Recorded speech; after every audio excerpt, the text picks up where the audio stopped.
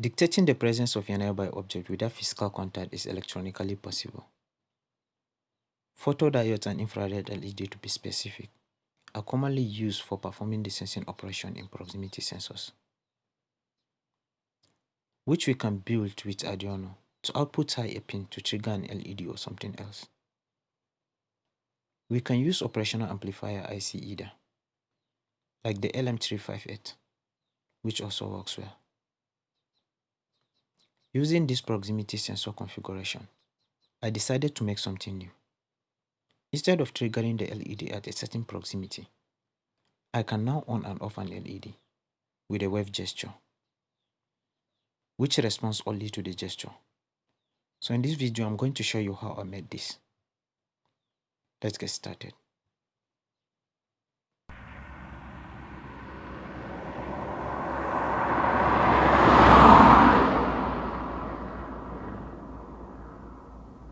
Starting with the connection. Connect pin 8 and pin 4 of the amplifier to 5V and ground respectively. On the other side of the breadboard, create a voltage divider by connecting 10K resistor to the anode of the photodiode and its cathode to 5V and the other end of the resistor to ground. Between the 10K resistor and the photodiode, make a connection to pin 3 of the amplifier. Close to the photodiode, connect infrared LED, its anode to 10 ohm resistor, the other end of the resistor to 3.3V, and the cathode to ground. More about this connection later. On the other side, connect any of these variable resistor pin to ground and the other one to 5V. Then connect the other pin to pin 2 of the amplifier.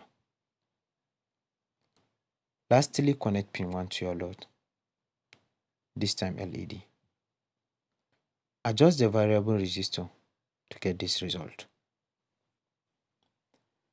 We have just created a proximity sensor, but it's not the topic of today. Moving on.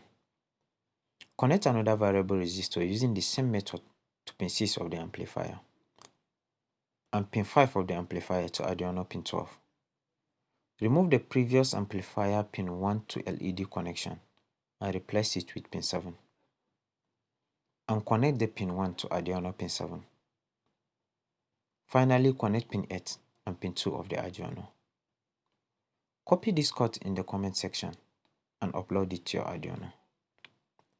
Adjust the second variable resistor while giving it a trial.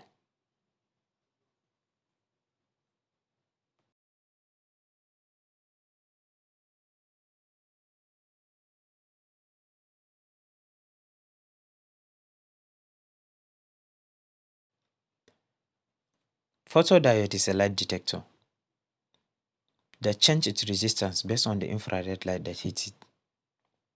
In order to utilize its property, we need infrared light. The infrared LED, on the other hand, emits infrared light, which is out of the visible spectrum. The light emitted by the LED reflects back to the photodiode when it hits any nearby object,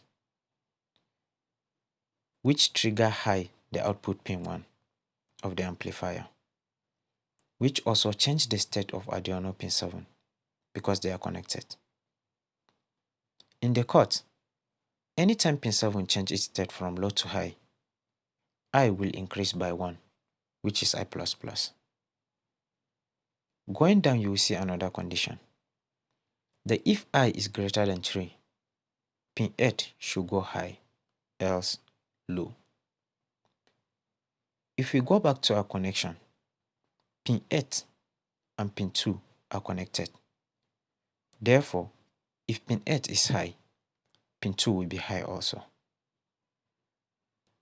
which is our interrupt pin that call on the toggle function, which switch pin 12 from low to high or high to low. Back to the connection again.